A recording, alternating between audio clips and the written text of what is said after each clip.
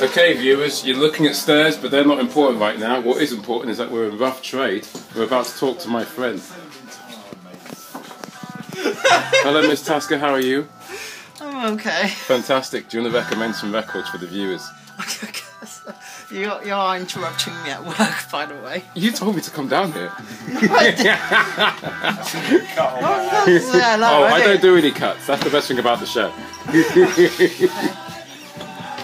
Okay, well, here's the shot. It's great, you're a natural. Yeah, well, obviously this is my favourite section. Because it's got Iron Maiden, Motorhead. Look at all this shit. No. It's a Spade, which you know. Wow. Such an awesome cover. That is a very good cover. Do you know who did the covers for these? Joe Petagno. Joe Petagno. Okay. Cool. Who did pretty much all of the Motorhead sleeves. Well, he designed the famous ball logo. Wow. And you see, he did all the paintings, most of them at least. It's just Lemmy left now, original member-wise, right? He's the only one left from the classic lineup. Okay. But right now, the current guitarist, who's been in the band since Orgasmatron, which was in 1984, I think. Orgasmatron. So yeah. I have to see the cover for Orgasmatron. Yeah, it's the one with the train on it. My life will not be complete unless I see the cover for Orgasmatron. Yeah, absolutely. Oh well. Obviously, there's the internet. There's this thing called the internet. You can look up any album cover. See, look at that. I mean, here's the Maiden section, and I'm a massive Maiden fan, so you can see that they're all in chronological order. That's because of my OCD. You've done well. Your skill set is paramount to you working here. Okay, so we're missing Power Slave because I actually bought it for my friend's birthday the other week. Cool. I get a discount, you see. Oh, right. Life After Death. Look at that. That's an awesome cover. Cool. Are there other parts of the downstairs continuum that you wish to guide us through? Oh, obviously here it's the punk section, Clash, everything. You know this, of course. Yeah.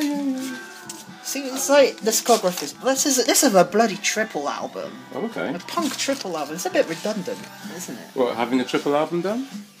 Okay, I'm. No, that's fair. I'm gonna No, you're down with it, man. Like, I think the whole idea about punk was about being shorter and having a certain kind of economy. Yeah. So if you're going to do a triple album, you might as well be Yes. So you got the double album, London Calling. That was a double album, and yeah, I mean it is quite long already. I mean, there's certain types of music. So I do feel like it's a bit too limited to warrant a triple album. Indeed. Like, you know, when Green Day did Uno, Dos, Tres, Cuatro. No, that wasn't a Quattro. It was just Uno, Dos, Tres. That would be a quadruple album. Simultaneously, it's like, Jesus, man. It's like, it's like, I don't think... Okay, I'm going to get a lot of hate from Green Day fans, but I don't think Green Day are versatile enough to warrant 3 albums being released simultaneously. That is a fair and valid point. Exactly. Yeah, the scary thing is, I mean, punk is supposed to be whatever you want it to be, but since we're talking about the sound of punk, circa 1970 yeah, I do feel like if you get like progressive bands, if they're willing to experiment, then yeah, you might want to do like longer albums. One of my favourite double albums is Incantations by Mike Oldfield, and it's just like each side is like radically different. You know, you got one side, like the second side is all like tribal, kind of African drums and quite peaceful, whereas the third one is kind of bombastic and orchestral. And the fourth side is more chilled and it's got some more like xylophones and stuff like that. Oh. It's all very different, and so yeah, I feel like that warrants the whole double album part. But it's like if you're in a punk band, it's like talking of double albums. The Damned, the Black Album, which to be fair, it's a bit of a cheat because it's actually like a single and a half album. Okay. Because basically it's got actually we've got 2 copies of this album, 2 different. Yeah, there we go. So that's the original one released on Chiswick, which is a proper double records, 2 vinyl disc set. So you got side 1 and 2, which has all the songs. It has Wait for the Blackout and History of the World, which actually has orchestration from, I forgot his name now. It's okay, you're in an encyclopedic role. You're amazing. This is why I've come to this shop. Come here more often, this is mate. good. This is good. Oh shit, what's he called? You're the guy who did the music to the Dark Knight movies. Oh, you mean, wait, how the hell? Hans Zimmer. Hans Zimmer. Yeah. He's right there. There. Basically, there's a song. Let's have a look. Shall they come? Oh yeah.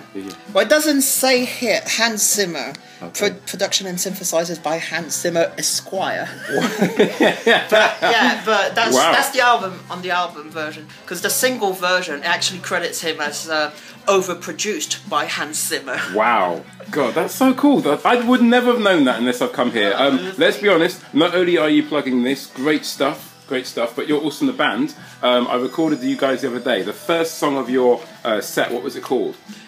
The first song in the set was called Gash. Gash. Do you know what it's about? Because it's going to play after this video in the playlist. Oh, jeez. Well... You can make something up if you want. I don't know, but gash is a rather suspicious sounding word, I think, yes. Indeed. So you'd have to ask Kevin about that, because he wrote the song. And indeed. I've only, like, that gig we played the other night, that was only my second gig with the band. Basically, I'm one of 4 drummers that they're using at the moment.